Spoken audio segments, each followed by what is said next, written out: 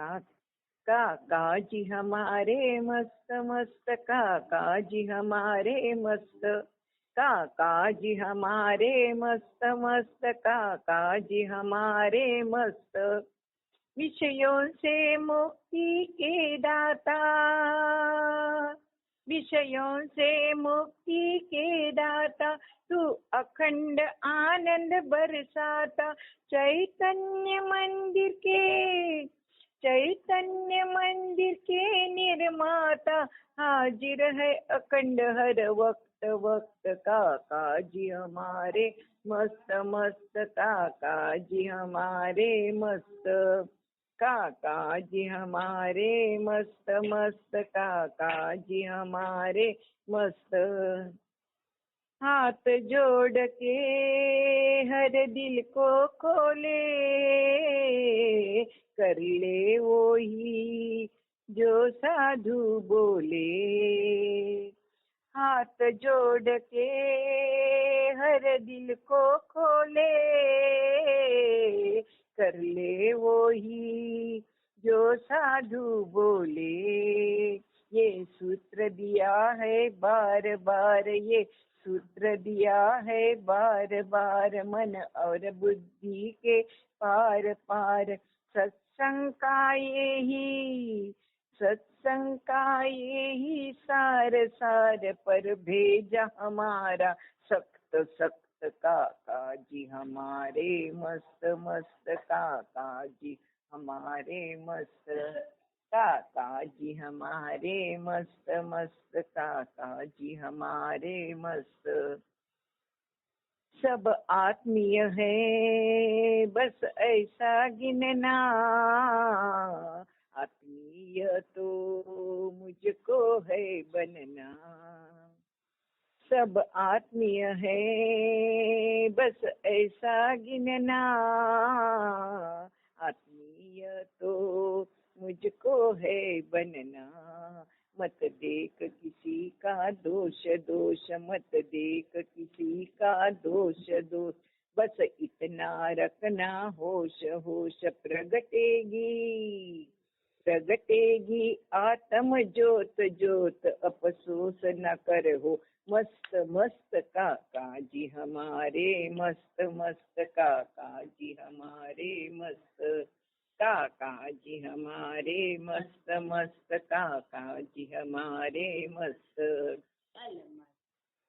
अल मस्त मस्त, अल मस्त मस्त, अल मस्त, अल मस्त मस्त, अल मस्त मस्त, अल मस्त मस्त, अल मस्त। सच्चे साधु से संबंध बना ले, सब कुछ को कर साधु को पाले। सच्चे साधु से संबंध बना ले, सब कुछ को कर साधु को पाले। मौका मिलता है कभी कभी, मौका मिलता है कभी कभी, तू छोड़ के बातें सभी सभी। मन जोड़ संत से, मन जोड़ संत से अभी अभी, फिर कभी न आए वक्त वक्त। काका जी हमारे मस्त मस्त, काका जी हमारे मस्त, काका जी हमारे मस्त मस्त, काका जी हमारे मस्त। अल मस्त मस्त, अल मस्त मस्त, अल मस्त मस्त, अल मस्त, अल मस्त मस्त, अल मस्त मस्त, अल मस्त मस्त, अल मस्त। भगवत के संग तू प्रीति कर ले, सेवा भक्तों की महिमा से कर ले। भगवत के संग तू प्रीति कर ले, सेवा भक्तों की महिमा से कर ले।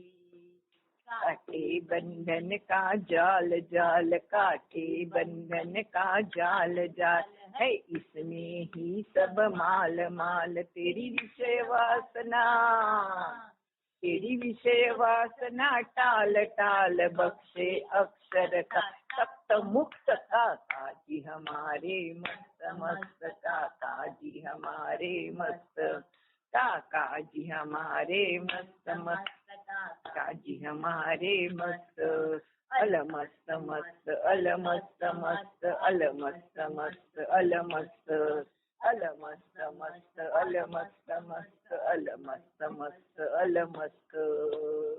सहजानंद स्वामी महाराज की जय जय जय।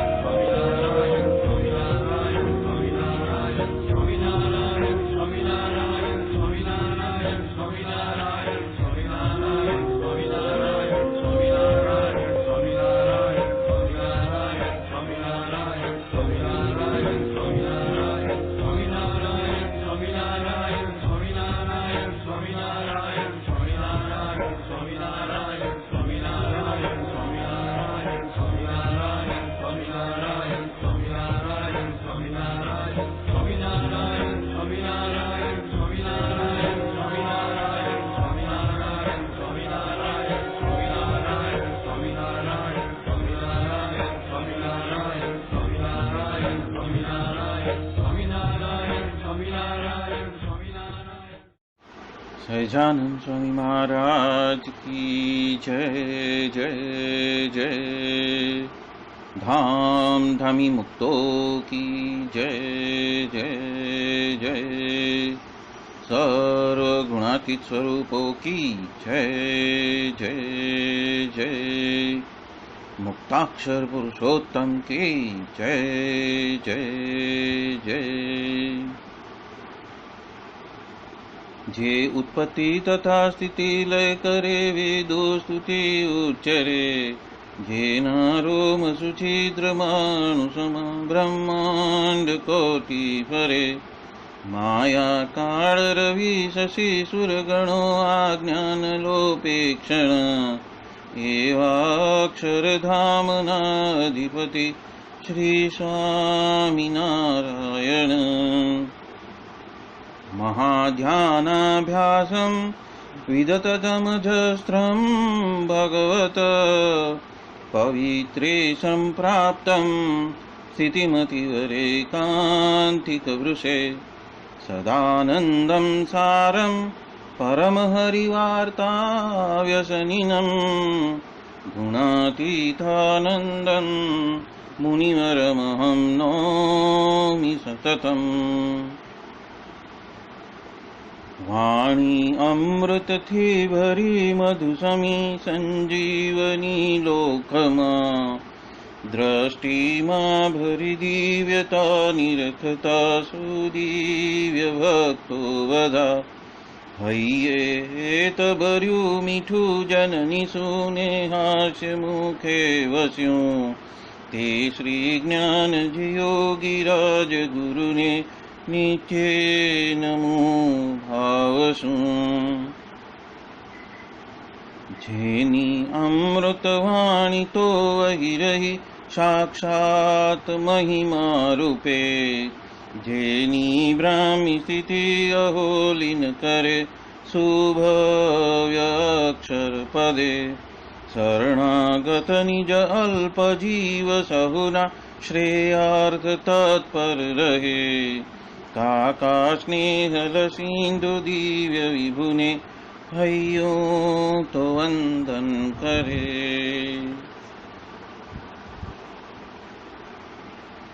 क्षिप शांत प्रशांत सागर समा साधु गुणे जे शोभता जेना दर्शन ने समागम थकी शांति सहु पामता जे छे मानस पुत्र काकादिना ने भजन मालिन रहे एवा साधक वृंदना गुरु सुरत वंदन भरत भाईने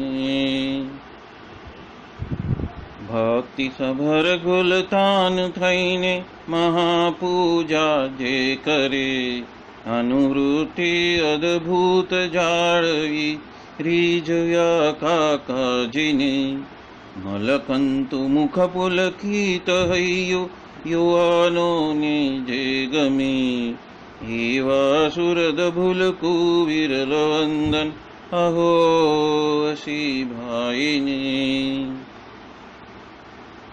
ब्रह्म रूप निज ने मानता वळी श्रीजी हइये धारता जे मस्त रही ने प्रभु भजन मा सुरद भाव धारता महिमा सभर दासत्व छलके जीवन माछे सहजता काका स्वरूप दिन कर विभु संभारवामा धन्यता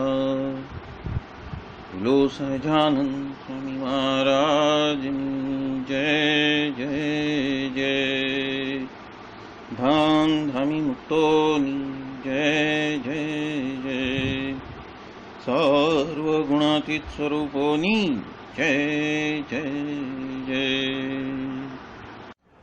यत् सत्येन जगत् सत्यं यत् प्रकाशेन भाति तत् यदानन्देन नन्दन्ति तस्मै श्री गुरुवे नमः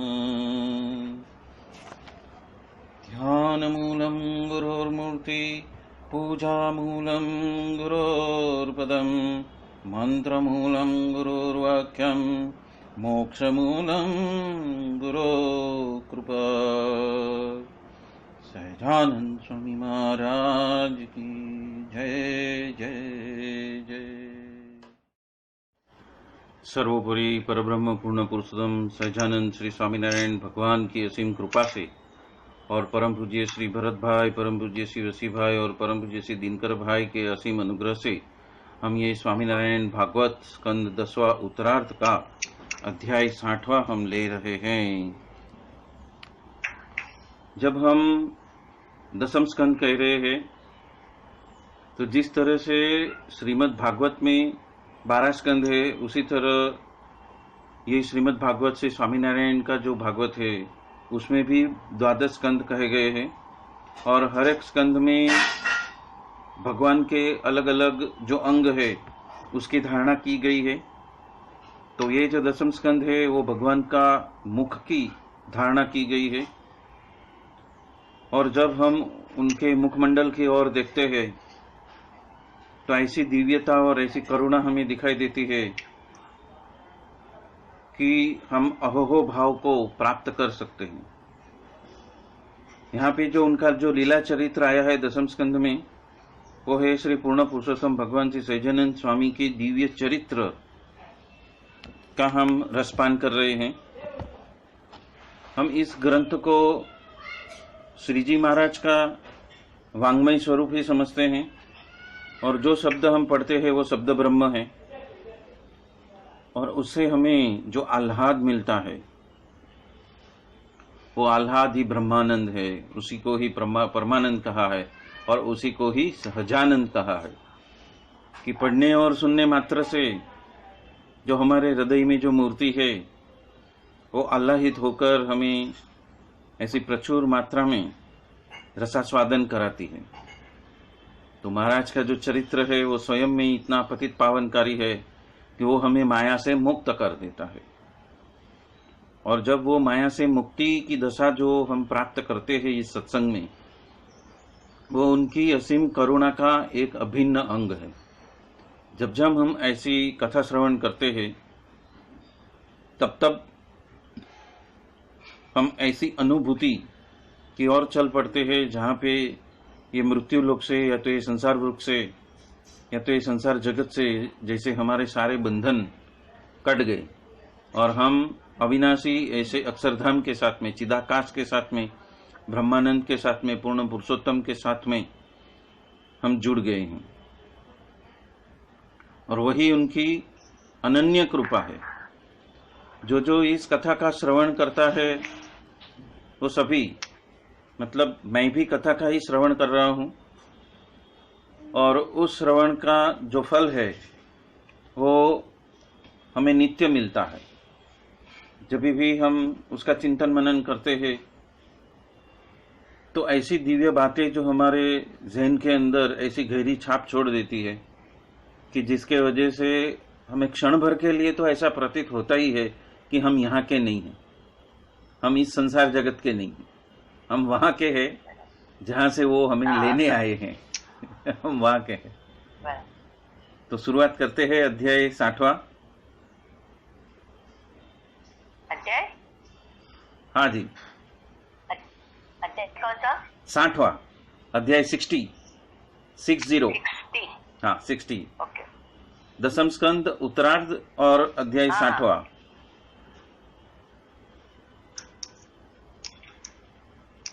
तीन व्यक्ति जो है वानर रूप बन गए और दीवान जी का जो मुंह है वो अपने कर्म के वजह से काला हो गया। ये बात इस अध्याय में आती है। जैसे जैसे हम देखते हैं कि महाराज की गहनता से गहनतम लीला जो है, पूर्ण पुरुषोत्तम स्वरूप से जो अचिंत्यानंद ब्रह्मचारी ने जो ग्रंथ लिखाया उसमें उनका सर्वोपरिपणा और परब्रह्म पुरुषोत्तम नारायण ही उसका जो प्रतिपादन किया है वो हरिलीला कल्पतरु, उसकी जो लीला का हम श्रवण करते हैं सुबह सुबह में, भरत भाई वसी भाई जो करते हैं, तो ऐसा आह्लाद आता है कि पूछो नहीं। महाराज ने हम सबके ऊपर इतनी बड़ी कृपा की है कि ऐसे संतों ने दिन रात को एक करके ऐसी गाथा गाई है श्री स्वामीनारायण भगवान की, और उसके वजह से हमारे जो अज्ञान के जो सारे जो पड़ल है वो दूर हो जाते हैं, माया के पड़ल है वो दूर हो जाते हैं और हमें वो शाश्वत आनंद का अनुभूति वो प्रदान करके जाते हैं। ध्यानंदानंद स्वामी कहते हैं कि व्यतीत हो गई 6 घड़ी रात्रि बाकी थी, तब श्रीजी महाराज ने उठकर स्नानादि क्रिया वगैरह 70 से करके नित्य विधि करने के पश्चात उन्होंने सभी श्वेत वस्त्र को धारण किया और सभा के बीच में ऊंचे रत्न सिंहासन के ऊपर वो विराजमान हो गई। उपरांत धर्मकुल, ब्रह्मचारी, साधु, पार्षद और हरिभक्तों भी पूजा विधि से संपूर्ण होकर वहां पे महाराज श्रीजी महाराज को दंडवत प्रणाम करके जय स्वामीनारायण करके यथा योग्य स्थान के ऊपर बैठने लगे। सूर्योदय के पहले पहले तो महादिव्य सभा हो गई और शहर में से भी अनेक व्यक्तियों का जो टोला है वो श्रीजी महाराज के दर्शन के लिए हाथ में पुष्प के हार, श्रीफल आदि फल, मेवा मिठाई की छाप तथा भेंट लेकर आने लगे, परंतु कोई भी खाली हाथ से आता नहीं था।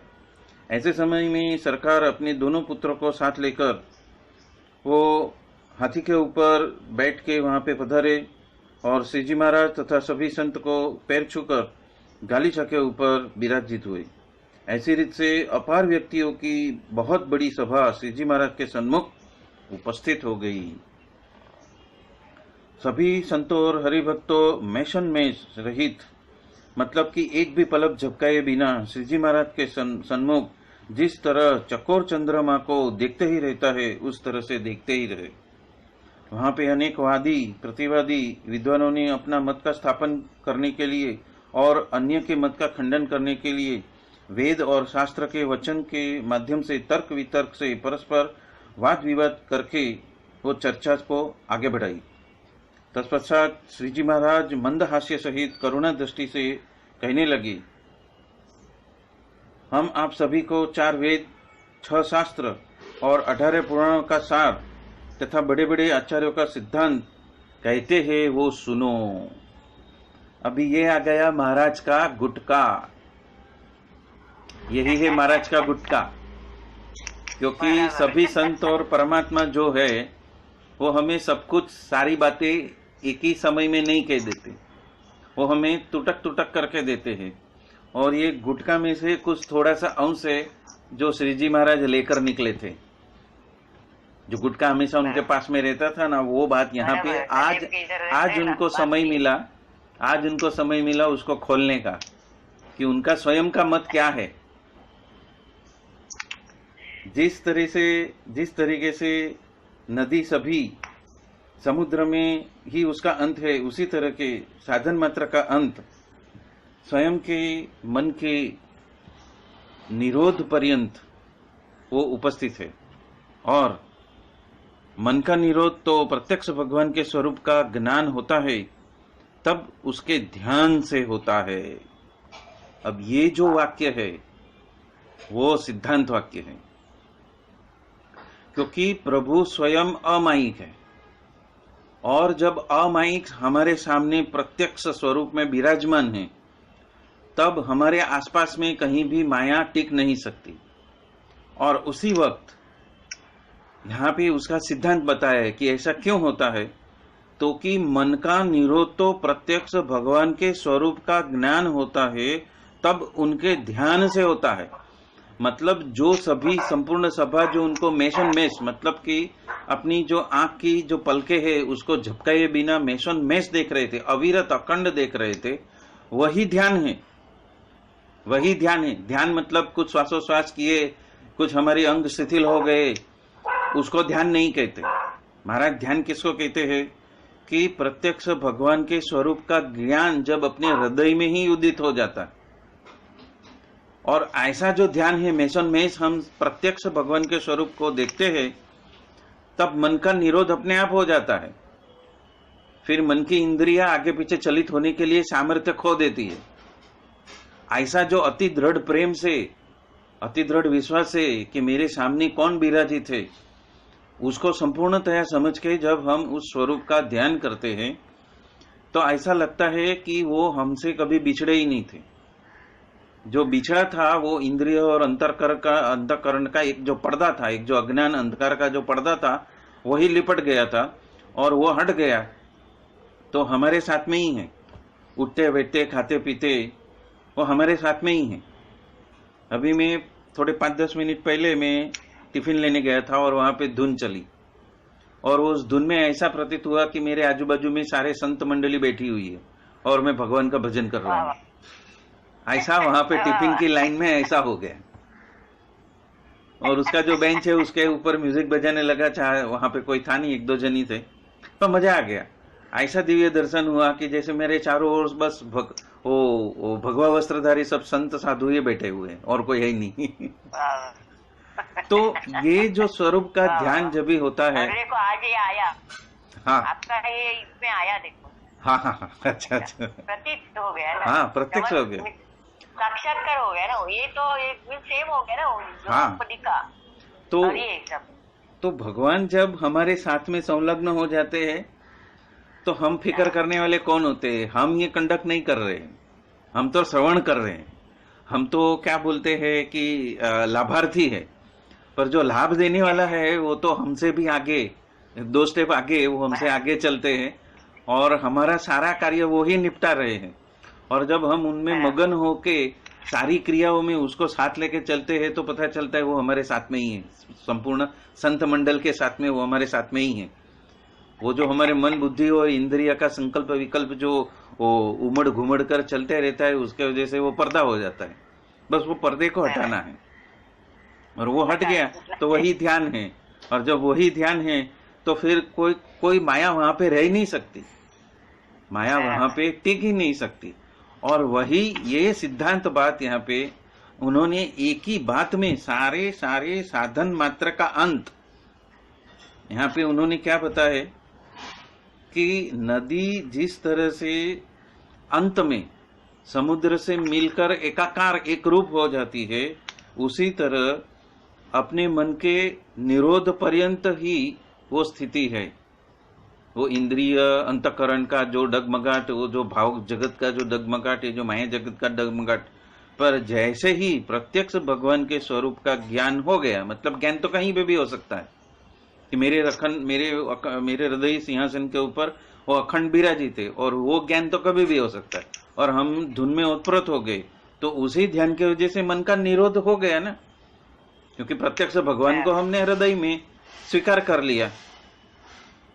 तो ये जो एक बात, जो सेंटेंस है, वो ही संपूर्ण गुटका का संपूर्ण सार है कि जहां भी हो आप, वहां पे आपने उस मूर्ति का दर्शन को साक्षात मान लिया तो वो साक्षात ही है और पर्दा हट गया और वही ध्यान है। और उसका ही 36 देह से मोक्ष हो ही रहा है, ऐसा मानने में आता है, ऐसा ही प्रतीत होता है कि 36 देह से उसका मोक्ष हो रहा है। ऐसी कितनी बात श्रीजी महाराज ने कही और उनको सुनकर तथा श्रीजी महाराज का अपार ऐश्वर्य, सामर्थ्य, प्रताप और तेज देखकर सभी अति तो वो क्या बोलते हैं विस्फारित नयनों से उसको देखते ही रह गए और निस्तेज होकर हाथ जोड़कर बैठे रहे। जो खेरखा थे ना, उनका सारी धूल जो थी उनकी मन इंद्रियों की, अहंकार की, वो सारी परतें दूर हो गई। और जो ऐश्वर्य प्रताप उनका देखा, वो देख के उनको प्रतीत हो गया कि हम तो क्षण भंगुर है, हम उनके सामने, उनके ऐश्वर्य प्रताप के सामने कुछ भी नहीं है, हम कुछ नहीं है। उसका एहसास उनको वहां पे हो गया और वो एहसास महाराज ने बहुत ही जल्द करवाया। एक ही सेंटेंस में संपूर्ण गुटका बता दिया कि आप जो वेदांत की सारी ये वो फलाना ढिकना सब प्राणायाम ये वो सब जो बोल रहे हो, कर रहे हो, वो कुछ नहीं है, वो साधन वजह से के नहीं होएगा, वो प्रत्यक्ष जो भगवान की मूर्ति है उसके स्वरूप का ध्यान करने से होता है। उसमें से कितने के चित्त जो है श्रीजी महाराज में तदाकार हो चुके और कितने को तो समाधि हो गई और उसमें अनेक जो तेजोमय धाम उन्होंने देख लिए और उसमें श्रीजी महाराज को अनेक रूप से तेजोमय रूप से उन्होंने देखा, मतलब कि दर्शन भी हो गया। अभी आंखें खुली है, उन्होंने कोई प्राणायाम किया नहीं है, उन्होंने कोई योग या कोई भी ऐसी मुद्राएं की नहीं है, वो सिर्फ प्रस्तुत हुए हैं और दिव्यता से, दिव्य भाव से प्रस्तुत हुए हैं, तो वहां वही उनकी समाधि हो गई। और महाराज तो बोल ही दिए कि वही आपका मोक्ष हो ही चुका है, ऐसा प्रतीत होता है। तत्पश्चात वहां पे सरकार ने श्रीजी महाराज को कुमकुम चंद्रक करके गुलाब और मोगरा वगैरह के सुगंधी पुष्पों का 2 बड़ा बड़ा हार उनको पहनाया और उनके दोनों कुंवरों ने भी श्रीजी महाराज की पूजा करके उनके पैर छुए। तत्पश्चात वो सभी चारों बागों में से जो मंगाए हुए ऐसे तरह तरह के फल तथा मेवा की अनेक छाप अर्पण की। तत्पश्चात श्रीजी महाराज ने सरकार को बहुत सारी राजनीतिक संबंधी बातें की। तत्पश्चात सरकार श्रीजी महाराज की रजा लेकर पधारे और तत्पश्चात वहां पे सभी हरि भक्तों ने श्रीजी महाराज की पूजा करने के लिए प्रार्थना की। श्रीजी महाराज ने उन सभी को पूजा करने के लिए कहा। तब महाराज इतने उदार हो गए कि सभी उनके नजीक आ सकते हैं और पूजा अर्चन अर्पित कर सकते हैं। ऐसा अलभ्य लाभ तो श्री कृष्ण चंद्र के समय में भी या रामचंद्र के समय में भी बहुत जुज व्यक्ति को ऐसा लाभ मिला था, लेकिन इस वक्त जो अवतारी आए, सर्वोपरि आए, उन्होंने तो सभी जीवों को क्या किया, सभी जीवों को वो लाभ दिया। प्रथम भाव पुराणी, फिर बापू साहेब, फिर नाना साहेब, फिर सदाशिव, फिर हरिश्चंद्र वैद्य, शोभाराम शास्त्री, देवशंकर, धनेश्वर, लक्ष्मीराम आदि सर्वे ब्राह्मण मंडल ने वेद विधि से चंदन पुष्प का हार, धूप, दीप, नैवेद्य इत्यादि षोडशोपचार से श्री जी महाराज की अति प्रेमी सहित पूजा की और अति भारी भारी जैसे शेले है, पागड़ी है, साल जोटा आदि वस्त्रालंकार और रुपया तथा सोना मोहरा की भेंट भी अर्पण की और निराजन पुष्पांजलि करके साष्टांग दंडवत प्रणाम करके पैर छुए और तत्पश्चात दोनों आचार्य, धर्मकुल, ब्रह्मचारी साधु वो सभी को यथा योग्य वस्त्र वगैरह भेंट वगैरह से जैसी जैसी जेम जेम जिस तरह से प्रतीत हो वैसे वैसे पूजा करके वो पैर छूकर बैठ गई। तत्पश्चात नाथ भक्त नारायण भाई, बापू भाई, प्रेमानंद, प्रभुदास, लालदास सोनी आदि हजारों बड़े बड़े हरिभक्तों ने अति प्रेमी सहित षोडशोपचार से पूजा की और भारे जो जरिया के जो वस्त्र है, सेला है, मंडिल है, साल जोटा तथा सोने, हीरे, माणिक, मोती के अमूल्य अलंकार तथा अनेक जात के मेवा मिठाई भरे हुए थाल अर्पण किए और तत्पश्चात थाल भर भर के रुपया तथा सोनू मोहरों की भेंट भी अर्पण की। स्तुति करके पैर छू के सभी बैठे। तत्पश्चात शहर में से आए हुए सभी राजमंडल तथा श्रीमंतों ने श्री जी महाराज की अनुक्रम से पूजा करके सेला, पागड़ी आदि लाखों रुपया की भेंट श्री जी महाराज को अर्पण की। इस रीत से पूजा में अपार व्यक्तियों ने अर्पण किए हुए भारे भारे वस्त्र तथा रुपया और सोने मोहरों का तो ढगला हो गया, पर्वत हो गया उसका। संपूर्ण पूरा बड़ौदा शहर आ गया ना, और बड़ौदा शहर के आगे पीछे के जो छोटे छोटे जो जिले थे वहां से भी सब लोग आ गए, क्योंकि वो बात फैल गई थी ना।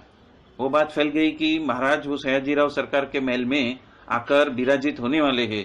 और जैसे जैसे वो बात बड़ौदा के शहर के अलग अलग दूर दराज के जिलों में प्रसारित हो गई, वैसे वैसे वहां से सब लोग रात को ही निकल के आ गए और विश्वामित्री नदी में स्नान किया सभी ने, और स्नान करके तुरंत राजमहल में वो विराजित हो गए सभी उनके दर्शन के लिए मेषों में। क्योंकि उस वक्त जो ये महाराज का ऐश्वर्य प्रताप है वो सुनकर इतने सब जीव इतने अधीर हो गए कि मेरे ये रिलेटिव को बुला लूं, मेरे ये संबंधी को बुला लूं, मेरे इसको बुला लूं, मेरे इसको बुला लूं, तो करके करके इतने सारे लोग जमा हो गए कि समझो संपूर्ण बड़ौदा शहर मानव मेदिनी में एक मेले के अंदर रूपांतरित हो गया। बहुत व्यक्ति आए, करोड़ों करोड़ों व्यक्ति वहां पे आ गए। और ये देख के कृपा के सागर श्री जी महाराज ने अति उदारता से वहां पे आए हुए कितने गृहस्थ, आचार्य, याज्ञिक, शास्त्री, पुराणी, जोशी आदि विद्वान और अन्य अपार सुपात्र ब्राह्मणों ने सेला, पागड़ी, साल जोटा वगैरह वस्त्र जिनको जैसे जैसे यथोचित था वैसे वैसे उनको अर्पण किए। उपरांत पोषो भर भर के रुपया दक्षिणा में दी। और यहाँ पे पोषा माने क्या, वो उस वक्त शेर का चलन चलता था, तो वो पाली आती थी, वो तांबा की पाली आती थी, तो वो पाली भर भर के उन्होंने रुपया का दक्षिणा किया। जैसे हम कुरमुरा लेने को जाते हैं तो पाली भर भर के जैसे कुरमुरा देते हैं ना, वैसे उस वक्त तो वो पाली भर भर के उन्होंने रुपया दिया। वो पाली देखनी है तो वो जो सिंह चलावाना रहता है ना, जो कुरमुरा देता है उसके पास में पाली रहता है। हाँ, तो उसका हाँ शेर बोलते हैं, एक शेर, हाँ एक शेर, 10 शेर, 3 शेर, 4 शेर, हाँ शेर बोलते हैं। तो वो पोसा भर भर के रुपया की दक्षिणा दी। उपरांत दिन लोगों ने जो भी उन्होंने मांग की वो देने के लिए नाथ भक्त को आज्ञा की। वैसे ही भेखधारी सभी को जिस तरह से यथोचित हो वैसे वस्त्र, भोजनादि वगैरह सब दिलाए। तथा नाना साहेब और वैद्यराज आदि श्रीमंत भक्तों ने भी वहां पे आए हुए विद्वानों को ऐसे ही सुपात्र ऐसे ब्राह्मणों को हजारों रुपये की दक्षिणा दे दी। तत्पश्चात श्री जी महाराज खाना खाने पधारे और वहां पे गोपाल जी महाराज ने रसोई बनाई थी। वो ठाकुर जी को थाड़ धराकर उन्होंने ग्रहण किया और चढ़ू करके मुखवास लेने के पश्चात सरकार में से प्रथम दिवस की माफी की। अनेक भोजन के सोना के थाल वहां पे आए और अपने सखा को तथा घरासिया भक्तों को दृष्टिवेड़े प्रसादी करके सबको खिला दिए और ब्रह्मचारी संत ब्राह्मण वगैरह को भी खिलाए। और वहां पे बाहरगाम से आए हुए और अनेक शहर के हजारों व्यक्ति तथा अभ्यागत अन्नार्थी वगैरह सभी को यथेष्ट रूप से खाना खिलाया। देखो आ गया, सिर्फ जिला में से नहीं, शहरों में से, बाहर गांव से आए हुए शहरों के हजारों व्यक्ति और अभ्यागत अन्नार्थी वगैरह को खाना खिलाया। मतलब सभी को प्रसादी का लाभार्थी बना दिया। और तत्पश्चात से सहजानंद स्वामी मंडप पे उच्च सिंहासन के ऊपर आकर विराजित हो गए और वहां पे संत हरिभक्त सभी की सभा वहां पे आयोजित हो गई। शहर में से भी असंख्य लोग आने लगे और वहां पे तरह तरह के अनेक राग के वाजिंत्र बजाने वाले जो टोले टोला थे, मतलब कि सारा झुंड का झुंड, मंडल के मंडल आकर मैदान में चारों ओर अपने अपने जत्थे में हारबंद खड़े रहकर बारी बारी वो बजाने लगे और अपने वाजिंत्र का चारित्रपणा श्रीजी महाराज को दिखाकर वो प्रसन्न करने लगे, श्रीजी महाराज को प्रसन्न करने लगे। और तत्पश्चात कसरती मल्ल के मंडलों ने भी अपने बाहुबल से बहुत सारे अद्भुत कसरत दिखाई और श्रीजी महाराज को प्रसन्न किया और उन्होंने भारे पोशाक और घरेणा रुपया वगैरह देकर उनको राजी किया। तत्पश्चात पशु पक्षी के उस्तादों ने भी अपने अपने सिखाए हुए ऐसे पशु पक्षी की हास्यजनक लड़ाई वगैरह कराई और तमाशा भी वहां पे प्रदर्शित किया। और तत्पश्चात नामांकित गवैयाओं ने सरोद, सारंगी, सतार, जलतरंग बजा बजाकर अनेक राग का गायनों से श्रीजी महाराज को प्रसन्न कर दिया और वो सभी ने पोशाक तथा पुष्कळ रुपया भी उनको दिलाए। और तत्पश्चात संध्या काल की आरती के लिए सभी सभा सहित खड़े हो गए और नारायण धुन स्तुति और प्रार्थना की और श्रीजी महाराज को दंडवत प्रणाम करके पैर छुए और सभी वापस सभा में बैठ गए। मतलब सभा अविरत चली रही है, सभा की पूर्णाहुति है ही नहीं। जहां देखो वहां पे वो सब भजन भक्ति सब अर्पित ही कर रहे हैं। इतना बड़ा जो मंडप बनाया है, इतना बड़ा जो मैदान है, उस सब में बैठ बैठ कर सभी ने अपने अपने कर्तव्य दिखाए ही है श्रीजी महाराज को। मंडप में, सभा खाना में, तभी सभी ठिकाने पे झाड़ झुंबर, हांडी वगैरह में अनेक दिया प्रज्वलित हो चुका। और वहां पे मैदान में जो गई रात्रि की माफी की मसालों का चारी और अति प्रकाश हो रहा। वहां पे संतू जी सूरदास नाम का दक्षिणी ब्राह्मण जन्म से अंधा था, उसको सरकार की तरफ से वर्षासन भी मिलता था क्योंकि वो रमूजी गवैया था। उन्होंने ताल मंजीरा बगाड़कर अति उत्साह में कीर्तन गाए और उसमें ऐसा आया कि ये सहजानंद स्वामी परमेश्वर है तो मुझे नेत्र रूपी महारत्न का दान देंगे। और ये सुनकर महाड़ू श्रीजी महाराज ने उसको अपने पास में बुलाकर अपने कंठ का पुष्प का हार की दिया और उसके दोनों नेत्रों को दबाई और तुरंत ही उसके दोनों नेत्रों वो खुल गए और वो सभी को देखने लगा। और जिस वजह से अति हर्ष में आकर वो श्रीजी महाराज को सांस्ताक दंडवत प्रणाम करके जय स्वामीनारायण करके उनके पैर छुए। और तत्पश्चात आसुरी बुद्धि वाले महाद्वेषी दीवान जी ने श्रीजी महाराज को मारने के लिए दुष्ट अघोरी जैसे रेवो, त्रिशोड़ी, मोरडियो और रघो, ये 3 जनों को भेजा। उन्होंने बहुत व्यक्तियों के पीछे रहकर अड़द के मंत्रे हुए जो दाने वगैरह थे वो श्रीजी महाराज के ऊपर फेंके और उस दाने की जमनी और मतलब की दाहिनी और सेवा में खड़े हुए मुकुंद ब्रह्मचारी के ऊपर पड़ा। उस वजह से वो बोला कि ये सिंदूर वाले अड़द कौन डाल रहा है? अक्षत कुमकुम से पूजा हो सकती है पर कोई अड़द सिंदूर से पूजा करता है क्या?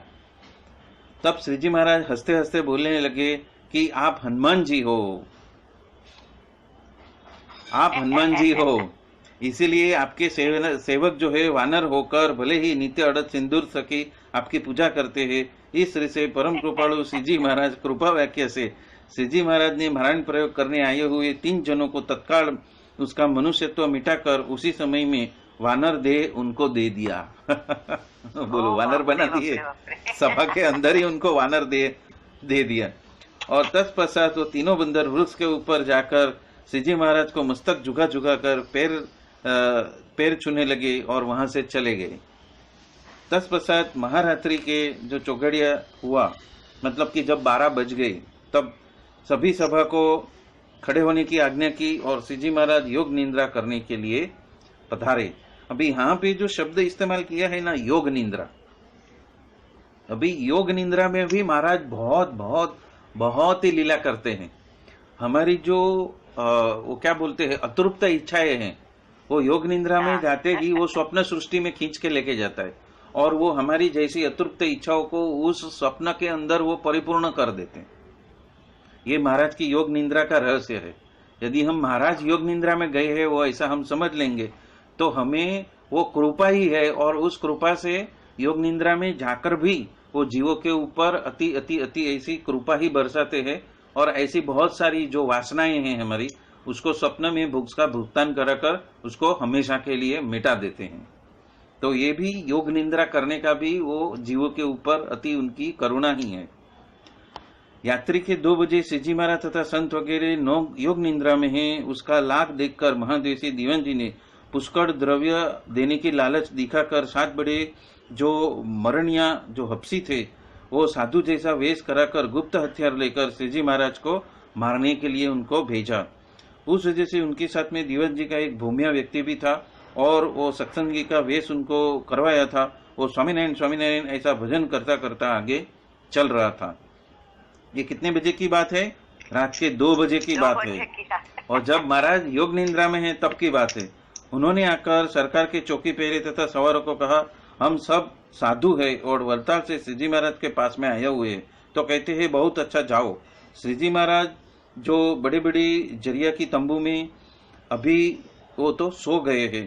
तत्पश्चात से वो चौक में जाकर श्रीजी महाराज के तंबू के पास में आए और वहां पे आगे सावधानपने से बैठे हुए केसरी सिंह और मन सिंह चौकीदार, पाड़ा वगैरह सभी मतलब पार्षद वगैरह सभी उनका कपट का वेश तुरंत पहचान गए और हथियार लेकर तुरंत ही सामने दौड़े। इतने में तो हनुमान जी ने अपना जो शरीर है उसको बहुत बड़ा किया और वहां पे आकर अपने पुछ के वजह से बढ़ाकर वो 8 कंपनी साधुओं को एक सहित एक ही साथ में सभी को बांध दिए और उनको घिसटते घिसटते हुए वो बाहर लेके गए। और वहां पे वो तो चीसाचीस करने लगे और महापापियों को घिसट के वो वगड़ा में लेकर जाकर उनको वहां पे ऐसा पछाड़ा कि हड्डी पसली उनकी एक हो गई और वो मरण तुल्य उनको बना दिए। और तत्पश्चात वो उनको वहां पे छोड़कर उनके जो भगवा वस्त्र तथा 7 तलवार वगैरह लाकर मस्तूबाग के पास में आमली के वृक्ष की निशानी के नीचे लटका कर रख दिए। और तत्पश्चात हनुमान जी दांडिया बाजार में दीवान जी की हवेली में जाकर, दीवान जी जब सोते थे वहां पे उनके जो बैलगाड़ी रहती थी उसके पहिया को उसका लोचो लेकर उनके मुंह के ऊपर वो लगाकर आ गए। मतलब जो पहिया रहता है ना बैलगाड़ी का जो पहिया है वहां पे बहुत ही दिवेल से जलाया हुआ ऐसा वो जो कालिख रहती है उसका जो एक जात का मैश रहता है वो लगाते हैं ताकि वो स्मूथ चले, ग्रीस जैसा काम करता है। और वो लेकर उसके मुंह पे लगाकर हनुमान जी आ गए। वो जब सुबह में उठे तब घर के सभी व्यक्ति, चाकर और पहरेगिरों ने उनका काला मुंह देखा। साहेब ये क्या हो गया? हरीसा में जाकर देखो तो सही।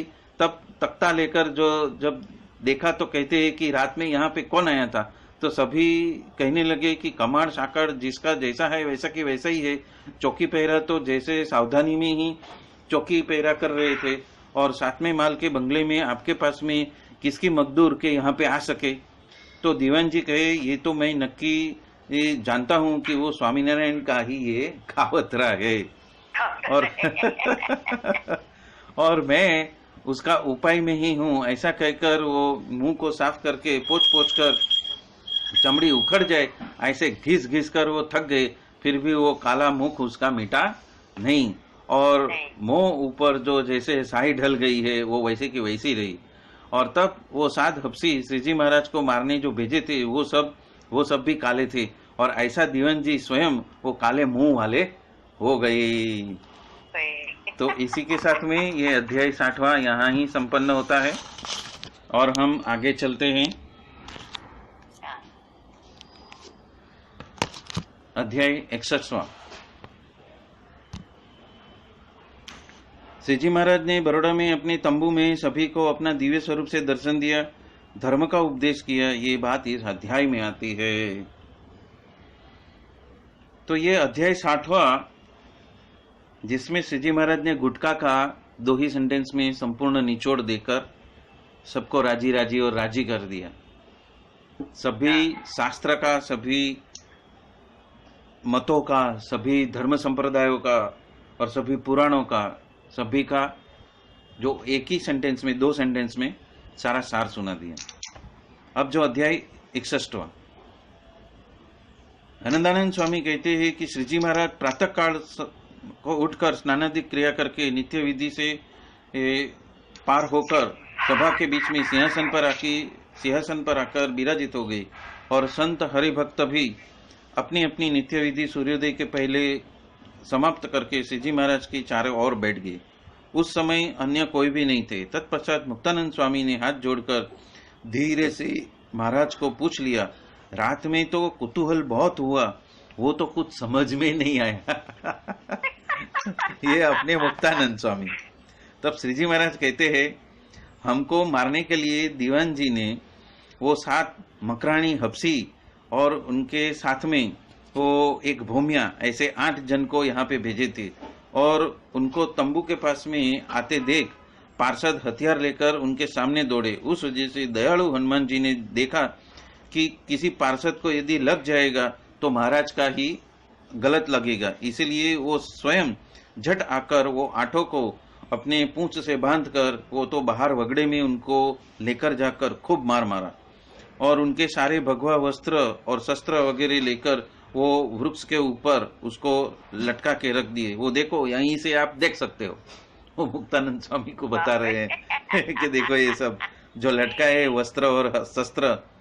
तत्पश्चात वो सभी संपूर्ण सभा ने वो उनको देखा। तत्पश्चात श्री जी महाराज ने कहा, ये जो हफ्सी को भेजने वाले उसके मुंह के ऊपर जो हनुमान जी ने ऐसी काली जो मैस है वो लगा दी है। और ऐसा कहकर स्वामी बोले, स्वामी ये हनुमान जी तो हमारी जो जन्म से लेकर अद्यापि मतलब अभी तक हमारी बहुत रक्षा और बरदार कर रहे हैं। तब स्वामी कहते हैं कि वो तो हमारे सेवक है और आपकी हजूर में रहकर निरंतर तप करके सेवा करते में और इतने में सूर्य का उदय हुआ। अब यहाँ पे ये सिद्धांत बात भी आ गई कि जन्म से लेकर अभी तक महाराज की रक्षा में कौन बैठे हैं? हनुमान जी। तो उनका जन्म नहीं हुआ था तभी धर्मदेव और भक्ति माता की रक्षा भी हनुमान जी ने ही की थी। और इसी वजह से आज भी हरेक स्वामीनारायण संप्रदाय के हरेक मंदिर में सबसे पहले एक साइड में गणपति और एक साइड में हनुमान जी का हमेशा नित्य पूजा, दर्शन, आरती और भोग थाल वगैरह सब कुछ होता है, क्योंकि वो ही हमारे रक्षक है। वो आज भी श्री जी महाराज प्रतिपादित कर रहे हैं कि उनके जैसी भक्ति हमें मिल जाए, उसके लिए उन दोनों को पहले बिठाए। पहले उनके दर्शन करो, बाद में सहजानंद स्वामी के दरबार में पहुंचो। ये बात, क्योंकि वो सेवा तत्पर अभी भी है और उनको राम कृष्ण वगैरह का फर्क नहीं है। वो सर्वई अवतारों के अवतार वो उनको समझ में आ चुका है, गणेश जी को ये और हनुमान जी को भी। ये बात भी यहाँ पे सिद्ध होती है कि वो सभी अवतारों के अवतारी है। वो बात यहाँ पे आ जाती है। उतने में तो सूर्य का उदय हुआ और शहर में से हजारों व्यक्तियों का टोले टोला हाथ में पुष्प का हार वगैरह भेंट वगैरह लेकर श्री जी महाराज के दर्शन करने के लिए आने लगे। और वो सभी को परम कृपालु श्री जी महाराज ने अति प्रसन्नता से कहा कि हम 4 वेद, 6 शास्त्र और 18 पुराण तथा भारत आदि इतिहास वो सभी का सिद्धांत आपको स्पष्टपने से संक्षेप में कह रहे हैं। तो यहाँ पे परम कृपालु श्री जी महाराज अति प्रसन्नता से कहते हैं कि हम जो है 4 वेद है, 6 शास्त्र है और 18 पुराण तथा भारत आदि जो इतिहास है वो सभी का जो सिद्धांत है आपको स्पष्ट रूप से संक्षेप में बता रहे हैं।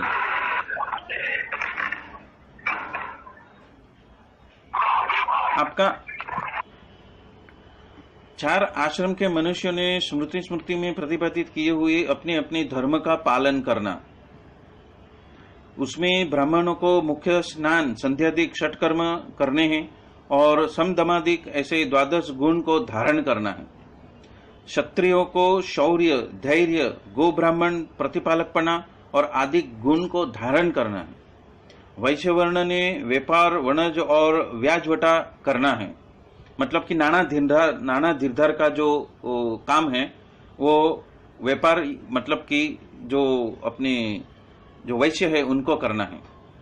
कृषि आदि वृत्ति उनका वर्तन होना है, साधु की सेवा करनी है, अतिथि का भी पोषण करना है, श्राद्ध है, पोष्य वर्ग इत्यादि का उनको पालन और सर्वधर्म का पालन करना है।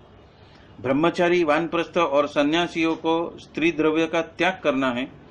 काम, क्रोध, लोभ, स्नेह, मान और रसास्वाद, वो सभी को अंतर शत्रु को जीतना है और निर्दमपने से श्री स्वामीनारायण का पारायण होना चाहिए। यहाँ पे होना चाहिए, करना ऐसा नहीं करना।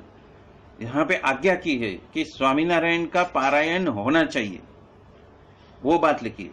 इसके हिसाब से वर्णाश्रम धर्म में सभी को वर्तन करना है।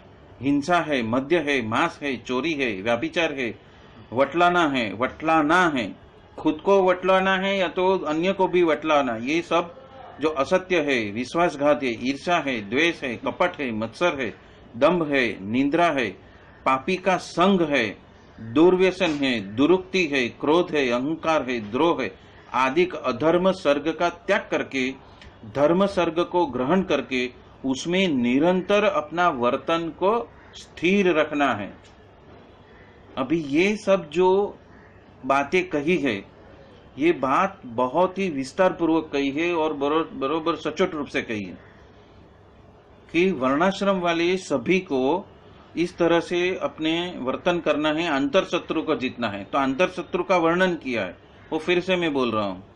हिंसा है, मद्य है, मांस है, चोरी है, व्याभिचार है, खुद वटल जाना या तो अन्य को वटलाना, असत्य, विश्वासघात, ईर्षा, द्वेष, कपट, मत्सर, दंभ, निंद्रा, पापी का संग, दुर्व्यसन, दुरुक्ति, क्रोध, अहंकार, द्रोह, ऐसे अधिक अधिक अधिक वगैरह वगैरह वगैरह अधर्म सर्ग का त्याग करके धर्म सर्ग को धारण करके उसमें निरंतर आपको वर्तन करना है। तो यहाँ पे इस तरह से बरतने की बात कही है, मतलब हमारे व्यवहार के अंदर ये सारे गुण प्रदर्शित होने चाहिए। वो सारे गुणों को ध्यान में रखकर ही हमारा व्यवहार, संसार व्यवहार चलना चाहिए, वो बात कही है। मतलब कि ऐसे सारे अंतर शत्रुओं के ऊपर हमें विजय को स्थापित करना है, वो बात भी यहाँ पे कही गई है। और वो कैसे होगा? तो कि जो प्रत्यक्ष महाराज है उसको आपको मेसोन मेस उनका दर्शन करके हृदय में धारण करना है, और वो धारण करके ये सारे जो शत्रु रूपी जो सब हमारे जो कृत्य है या तो हमारे जो भाव है उसका नाश होएगा। इसीलिए शास्त्र में बताए हुए 30 लक्षण युक्त ऐसे ये ब्रह्मवेत्ता संत, उनके दर्शन तो बड़े बड़े देवताओं को भी अति दुर्लभ है। ऐसे संत के समागम से प्रकट भगवान के स्वरूप का महात्मा सहित ज्ञान होता है।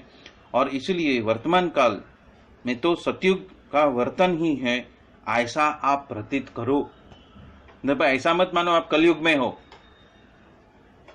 ये सिद्धांत वाक्य है। आपने हमारा दर्शन किया, कंठी बांध ली, तो आप सतयुग में ही हो। इसीलिए इसी समय में, वर्तमान काले मतलब इसी क्षण में सतयुग प्रवर्तमान है, ऐसा आप अपने अंदर प्रतीति लाओ। और इस रीत से श्री जी महाराज ने अमृत वाक्य सुनाकर उन सभा में बैठे हुए हजारों मनुष्यों को श्री जी महाराज ने महातेजोमय दिव्य स्वरूप दिखाया, और उनके अंग में से कोटानो कोटो सूर्य चंद्र जैसा महान तेज का समूह निकल पड़ा, और वो संपूर्ण सभा में व्याप्त हो गया। और सभा में बैठे हुए सभी मुक्त का भी महातेजोमय दिव्य स्वरूप उन सभी को दिखाई दिए। सभी को महाराज का दिव्य तेजोमय स्वरूप और सभी को अन्य सभी भक्तों का महातेजोमय स्वरूप वो दिखने लगा। और ऐसी 2 घड़ी तलक रहा। 2 घड़ी मतलब 48 मिनट, पौना घंटा तलक ऐसा रहा। ऐसा दिव्य स्वरूप से सभी ने दर्शन किए खुले नेत्रों से, कि महाराज को भी तेजोमय स्वरूप में देखा और अन्य भक्तों को भी ऐसे तेजोमय स्वरूप में देखा। और तत्पश्चात वो संपूर्ण तेज श्री जी महाराज के अंदर लीन हो गया, और प्रथम के माफिक सभी मनुष्याकृति जैसे थे वैसे सभी दिखाई देने लगे। मतलब आजू बाजू आगे पीछे जो संपूर्ण मैदान में जितने भी मनुष्य वहां पे विराजित थे, वो सभी वापस पूर्ववत रूप से दिखाई देने लगे। मतलब कि 48 मिनट तलक, मतलब पौने घंटे तलक ऐसा दिव्य दर्शन सभी को प्रतीत हुए। महाराज कितने दयालु, कितनी करुणा। और तत्पश्चात सभी विद्वानों ने साक्षात सर्वोपरि श्री स्वामीनारायण को भगवान जानकर खड़े होकर श्री जी महाराज की बहुत ही स्तुति वंदना की, और सभी ने हाथ जोड़कर वो सन्मुख बैठे रहे। तत्पश्चात विद्वान अविद्वान सभी ने, ब्राह्मणों ने, महाउदार ऐसे श्री जी महाराज के अति कृपा से अपने अपने साथ में जो भेंट लाए हुए थे, वो सेला है, पागड़ी है, सालजोटा है, पीताम्बर है, धोतिया इत्यादि वस्त्र, उपरांत अलंकार है, बर्तन है, और जैसे जैसे जैसी योग्यता थी वैसे वैसे दान किया। और रोगी, अंध, अपंग, गरीब, कंगाल, भाट, चारण, बंदीजन, भिक्षुक, मागण, दरिद्री इत्यादि सभी को जैसे जैसे योग्य है वैसे वैसे अन्न, वस्त्र, द्रव्य, पात्रादिक यथा योग्य देकर सभी को संतुष्ट किए। और उपरांत बर्फी, पेंडा, पतासा, साकर, मेवा इत्यादि प्रसादी करके सभी जनों को बांट दिए। और जिस 10 दिशाओं में उनका जय जयकार हो गया और सभी देशों के अंदर श्री जी महाराज की अपार कीर्ति व्याप्त हो रही, और तत्पश्चात सभी मनुष्यों ने जय स्वामीनारायण उच्चार करते हुए अति आनंद में अपने अपने स्थानक में वो वापस लौटे। और श्री जी महाराज भी गोपाल जी महाराज का थाल तैयार किया हुआ था, वहां पे खाना खाने के लिए विराजित हो गए। खाना खाने के बाद उन्होंने मुखवास लिया। सरकार में से आया हुआ थाल अपनी दृष्टि से प्रसादी करके काठी, घरासिया आदि सभी अपने भक्तजनों को खाना खाने की आज्ञा दी। और उस दिन से गोपालानंद स्वामी की आज्ञा से सभी हरि भक्तों ने संप से ही पंच मिलकर मोतिया, जलेबी, खाजा, सूत्रपेणी वगैरह की भारे भारे रसोई बनवाई थी। उस वजह से श्री जी महाराज के साथ में जो खेस बांधकर वो सब उनको पिरसने के लिए आगे उपस्थित हो गए। प्रथम जो ब्रह्मचारी ब्राह्मण की पंक्ति में बर्फी पेंडा पिरसे, तत्पश्चात संत पार्षद हरिभक्त वो सभी को मोतिया है, जलेबी आदि पकवान पिरसे। तत्पश्चात 5 बार पंक्ति में घूम घूम पर सभी को अतिशय आग्रह कर करके सभी को खाना खिला के तृप्त कर दिया। और श्री जी महाराज की आज्ञा से संत हरिभक्तों ने बड़े चौक में वहां पे आए हुए ऐसे अन्य हजारों गृहस्थ, भिक्षुक तथा चौकी पहरे वाले जितने भी है उन सभी को खाना खिलाया। सभी बहनों को मांडवी के पीछे कंतान बंधाकर उनको खाना खिलाए। मध्याह्न के पश्चात श्री जी महाराज सभा में विराजित हुए और उसके बीच में उच्च सिंहासन के ऊपर गादी तकिए में विराजमान हो गए। दोनों आचार्य तथा संत हरिभक्त सभी की बड़ी सभा वहां पे उपस्थित हो गई। और तत्पश्चात वहां पे हाथी, घोड़ा, मीना और पालकियों में बैठ बैठकर सरदार, किल्लेदार, मानकरी, सेठ, साहूकार वगैरह आकर दर्शन करके वहां पे उनके सम्मुख बैठ गए। लाखों व्यक्तियों का टोले के टोला श्री जी महाराज के दर्शन के लिए हाथ में पुष्प का हार तथा मेवा, फल, पेंडा, बर्फी की छाब, साकर, पतासा के भरे हुए जो थाल तथा हजारों रुपयों की भेंट देने के लिए तत्पर हो गए। और अनेक ने तरह तरह वाजिंत्र बजाकर वहां पे आकर चारों ओर हाथ बंद खड़े रहकर धूम मचाने लगे। और तत्पश्चात उस सभा में प्रेमानंद स्वामी अधिक साधुओं ने सतार, सारंगी और दुडक वगैरह अधिक वाजिंत्र बजा बजाकर कीर्तन गाने लगे। और उस समय कोई भगवा वस्त्र वाले अति खड़, मिथ्याभिमानी, जोड़ी कोठी जैसे ठिंगने और हाथ ठूंठा ऐसा बावा अपने साथ में डांडिया और लुच्चे ऐसे जो 50-60 भगवा लंगोटी वाले चेला होकर अति बल में भुंडी गाड़ वगैरह बोलते हुए वहां पे आए। पर सभा में प्रवेश करते ही पहले ही दूर से श्री जी महाराज तथा संत मंडल को देखकर जहरीली दृष्टि से वो भुंडी भुंडी घाल वगैरह देने लगे। और तुरंत जीभ उनकी तो एकदम स्थिर हो गई और दोनों आंख से वो अंधे हो गए और वहां के वहां ही खड़े रहकर वो एकदम स्थिर हो गए, सज्जड हो गए, पाषाणवत हो गए। और उसके साथ में जो चेले थे वो भी बोलने के लिए असमर्थ हो गए। और ऐसे बाबा को दीवान जी ने भेजा हुआ था, उस वजह से उनको बैलगाड़ी में डालकर दीवान जी के पास में उनको सबको पहुंचा दिए। तो इसी के साथ में अध्याय 61वां यहाँ पे ही संपन्न हो रहा है। और इसी के साथ में आज का ये सत्संग भी यहाँ पे संपन्न हो रहा है। बोलो सहजानंद स्वामी महाराज की जय जय जय। कहिए, आप 2 शब्द कहिए। बहुत बढ़िया यार, कैसी भव्य सभा। महाराज का बहुत बढ़िया है, बहुत बढ़िया है। महाराज दुष्टों को दंड भी देते हैं और जो स्वजन जैसे है वो आप्तों को इतनी इतनी इतनी दया, करुणा, कृपा करके वो अढळक ढळे हैं। ये जो अढळक ढळे हैं ना वो ये है शिव जी महाराज जो अढड़क ढड़े हैं हर एक जीवों के ऊपर, हाँ, न जात न पात न उम्र न उनका वेश ना उनका जो पदवी, वो कुछ भी देखा नहीं, सभी को एक ही साथ में एक ही सरीखा अनुभव दिया और वो तेजोमय मंडल में सभी को एकदम तरबतर कर दिया तेजो मंडल के अंदर। धन्यवाद आपको भी और महाराज को भी। नहीं, सभी को धन्यवाद, सिर्फ मुझे नहीं, सभी को। तो मेरे माध्यम से जो भी संत महात्मा जो भी बोल रहे हैं, वो बापूजी हो, अरुण भाई हो, भरत भाई हो, वसी भाई हो, अक्षर विहारी स्वामी हो, गुरु जी हो, आनंदानंद स्वामी हो, काका जी हो, पप्पा जी हो, जो भी हो, भी संपूर्ण सभा, ये बोलते हैं ना, संपूर्ण सभा में सभी संत मंडल विराजित ही। हम अकेले कभी है ही नहीं और होने वाले भी नहीं है। हमारे साथ में संतों भक्तों की मुक्तों की फौज चलती है और वो सभी के अनुग्रह से ये सारा जो कार्यक्रम है वो बोलते हैं ना, वो सफल हो रहा है। महाराज का जो गुणगान हो रहा है वो उनकी कृपा है और मैं भी उसका श्रवण करता हूँ। मैं भी श्रवण करता हूँ, में से ही एक हूँ। मैं भी विद्यार्थी ही हूँ। जय स्वामीनारायण। जय स्वामीनारायण।